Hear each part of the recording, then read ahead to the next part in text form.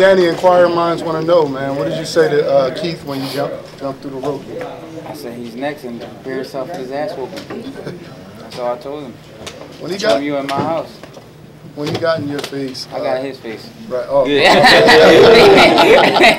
I did get in his face though. He didn't get. What did he say back to you? He said I ain't a cherry, and I said, yeah, you are, because I picked you next. Danny, can you talk about your performance tonight? Huh? Can you talk about your performance tonight? I felt good, man. I haven't been in the gym since January. I mean, I haven't been in the ring since January. So I think it was important for me to go out there and get some good rounds in. Of course, not taking them lightly. I mean, I dropped him in the second round. If I could have finished him, the bell rang. He recuperated and came back and fought a good fight. But I think it was good for me to go in there and get some good rounds and break him down. And that's what I did. Can you take us through the knockdown? It was just a, I called him pulling out. I was in the pocket. He pulled out, and I just timed him with the overhand right, and he just ran right into it. I wish it was a little earlier in the round because I could have finished him, but he was in good shape. He recuperated. Is Thurman the biggest fight of your career? No, I don't think so. I mean, well, I want people to think it is. You feel me? Because you know, I want everybody to tune in, and it's going to be it's going to be the biggest fight of the year. Put it that way. Two young champions in their prime, going head to head. So that's what boxing's all about, and this is what the fans wanted to see. So they got it. What would be the biggest fight in your career? Well,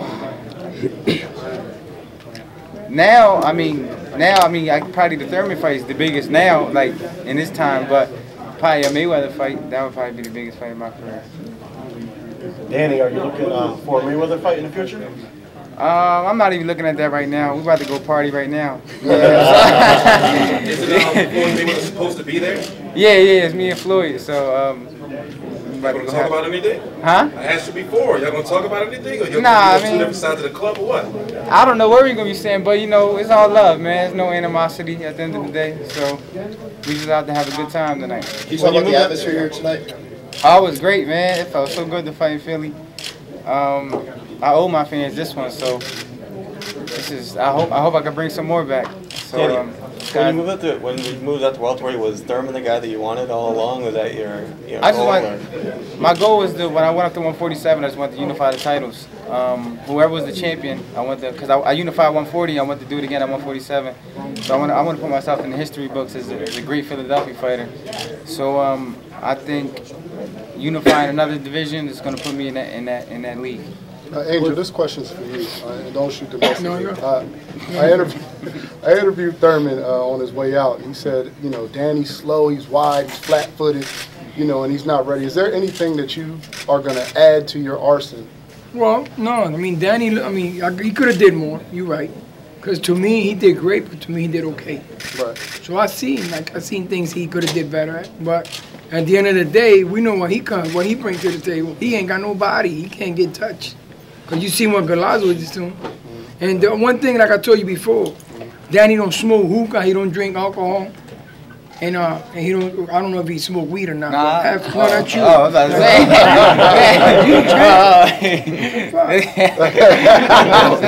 The fuck, I'm gonna shoot the guy that feed me. I ain't gonna shoot you. I'm gonna shoot him over there.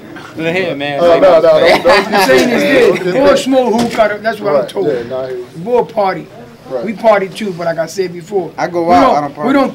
Danny don't party. For you not to party in a club with a bunch of young guys and not drink alcohol, you gotta have a strong will. Right. And that's what he does. That's why he's the champ. Just because he looked a little slow, that's January. We got to talk about 9 months. Okay, Russ, whatever you want to call it. Right. Russ ring, all that. I don't believe it now. I think he could have did better if he would use both his hands. Gotcha. If he would both use his hand, he was using more like flat. If he would use both hands, he would have been a two-hand fighter tonight. He would have destroyed the young. He did destroy them. He probably would have killed them. We didn't want, like I told you before, Danny killed somebody in the ring, we retired. So pray to God that Danny don't kill nobody. Just pray that Keith Thurman don't get killed. Danny, you know what I'm saying? Let's pray for that. Now that the fight's over, was there any distraction? Like, did you have the Thurman fight in your mind at all during training camp or in between rounds of this fight? I can't lie. Like, there's a couple times I woke up in the morning and I was just thinking about both fights, like fighting them the same night. Like, that's how, like, I felt like that adrenaline in me. Like, but Nah, man, I had to come in here.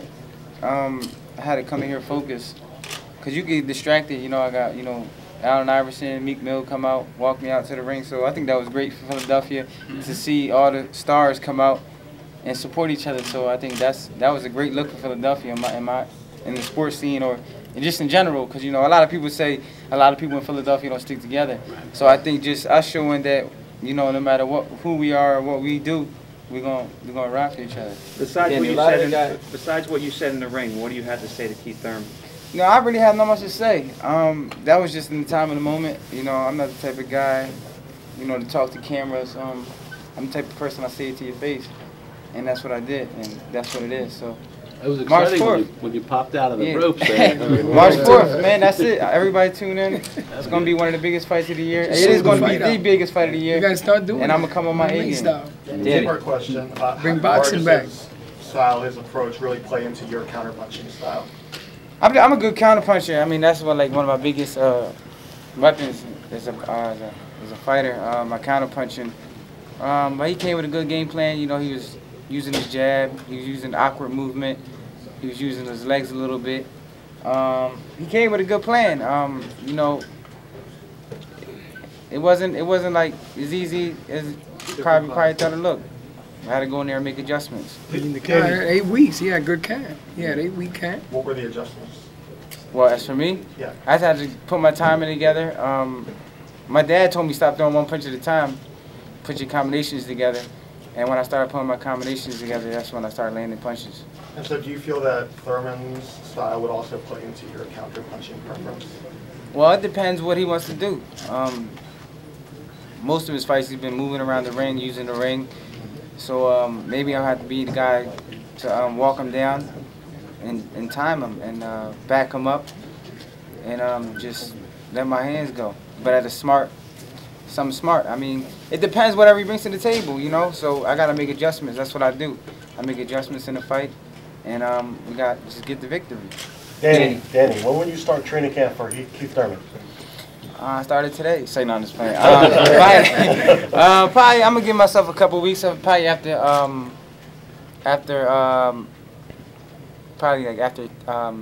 Thanksgiving.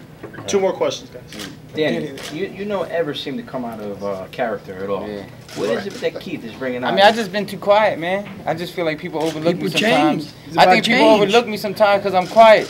It's like Donald Trump says, it's about change, bro. It's back and great again. Why everybody's mad in Oregon for? Why people mad all over the country? He ain't do nothing yet. Let him cut taxes next year, so I'll be happy. Nah, he don't bother me. He don't bother me. It's just, I had to fight. I mean, I can't like him, so we had to fight, and it is what it is. Danny, what about Terrence Crawford with the messages on Instagram? I mean, I can't even worry about him. Like, talking about him is irrelevant, to be honest with you. Last question, He's fighting his fight. I got a big fight coming up. I mean, down the line, 147, Terrence Crawford. Whatever, man. I mean, he ain't not like I never fought before. So, but to talk about him is irrelevant. You know what I mean? He's doing his thing over there in HBO. I'm doing my thing over here, making big fights with PBC, Garcia, Thurman, March 4th, and that's all I care about. Everything else, what he wants to do and do things on the internet. Yeah, he wants exposure. See, the more we talk about it, the more views he get. So he's not living off of us. Because he ain't got no views, big guy. You got DSG, throw that shit on, young fella. What is wrong with you? Big fella. Danny, what's your thoughts about Donald Trump winning the election? That's not a question. That's. So how about did you talk to President of the United States, he won. So what else can we talk about? We gotta, they say he's gonna make America great. I can't make that. Thank you guys. Have a good night. Where can we get those hats at, man?